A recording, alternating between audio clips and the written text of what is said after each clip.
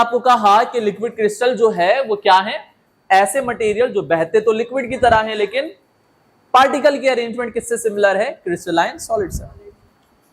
इसकी जो पहली यूज है उसमें आपको बता रहे हैं कि लिक्विड क्रिस्टल का इस्तेमाल किया जाता है स्क्रीन्स बनाने के लिए, एलसीडी स्क्रीन्स बनाने के लिए, चाहे वो कंप्यूटर हो, चाहे वो कैलकुलेटर हो, चाहे वो टेलीविजन हो या लैपटॉप्स हो या मोबाइल हो, इनके अंदर जो एलसीडीज होते हैं वो लिक्विड क्रिस्टल की मदद से बनाए जाते हैं। बट एक बात मैं आपको बताता हूं जो बुक में मेंशन नहीं है, लिक्विड क्रिस्टल की भी कई टाइप्स होती हैं, ठीक है।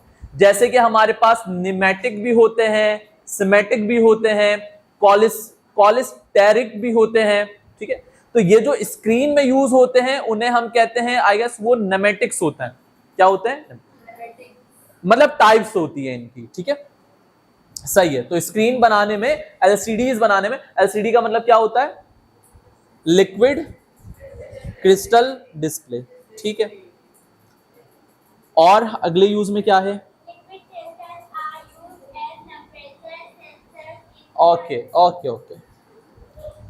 मेरा नहीं ख्याल कि आप लोगों ने बल्कि शायद देखा हो, डॉक्टर के पास एक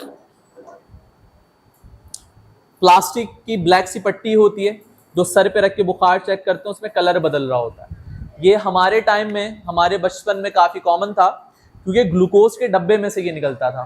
तो मैंने तो बहुत खेला इसके साथ, ठीक है। आपने नहीं देखा होगा, ग्लूकोज पहले बहुत यूज होता था, कॉमन था, पता नहीं यूज होता है नहीं होता है, मैं तो नहीं पीता ग्लूकोज। तो ग्लूकोज के डब्बे में से निकलता था। तो मुझे तो बड़े अच्छे से याद है कि जब उसे सर पे रखते थे तो हमारी बॉडी का टेम्परेचर एटमॉस्फेयर से जरा अलग है, तो उसमें कलर बदलने लगते थे।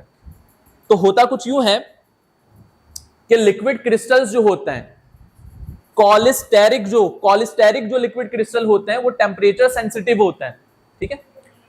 अगर टेम्परेचर बदला जाए तो उनके कलर भी क्या हो जाते हैं, बदल जाते हैं। तो याद रखिएगा, लिक्विड क्रिस्टल के अंदर जो पार्टिकल होते हैं वो इलेक्ट्रिक मैग्नेटिक फील्ड या फिर टेम्परेचर के साथ अपनी ओरिएंटेशन को क्या कर सकते हैं, बदल सकते हैं।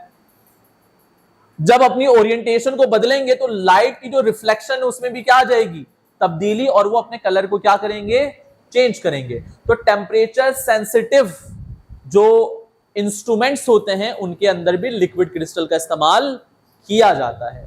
और क्या है बेटा,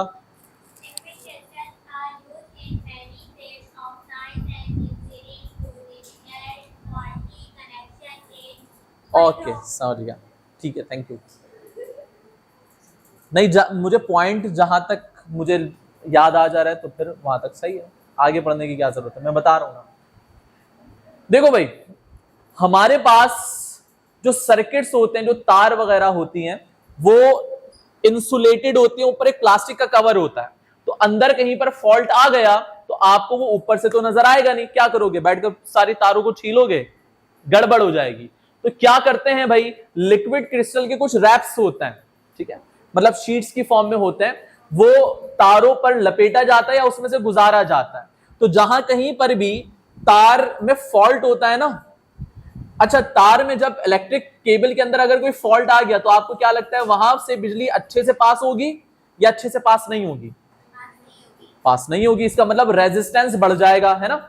रेजिस्टेंस जब बढ़ जाता है तो वहां पर हीट जनरेट होती है या वो चीज ठंडी हो जाती है, हीट जनरेट होगी। इसका मतलब पूरी तार के अंदर वो पार्ट जहां पर फॉल्ट है वहां का टेम्परेचर क्या हो जाएगा, बढ़ जाएगा।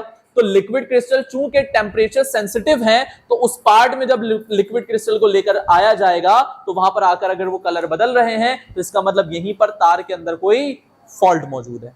बात समझ आ रही है, ओके। और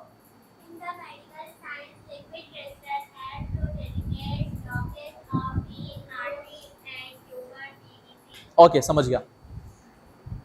देखो भाई, मेडिकल साइंसेस के अंदर भी यही होता है कि अगर कहीं पर बॉडी के अंदर कोई वेन ब्लॉक हो गई है या कोई ट्यूमर है जहां से खून अच्छे से पास नहीं हो रहा, तो उन ब्लॉकेज वेन को डिटेक्ट करने के लिए भी किसका इस्तेमाल किया जा सकता है भाई, हमारी पूरी बॉडी का टेम्परेचर, मतलब स्किन का जो टेम्परेचर है वो सेम रहता है। क्यों, क्योंकि स्किन के नीचे वेन से जहां से खून गुजर रहा होता है, करेक्ट। लेकिन मान लो अगर कहीं वेन के अंदर कोई ब्लॉकेज आ गई, खून गुजर पाएगा वहां से? जब खून नहीं गुजरेगा तो वहां का टेम्परेचर बढ़ेगा या कम होगा?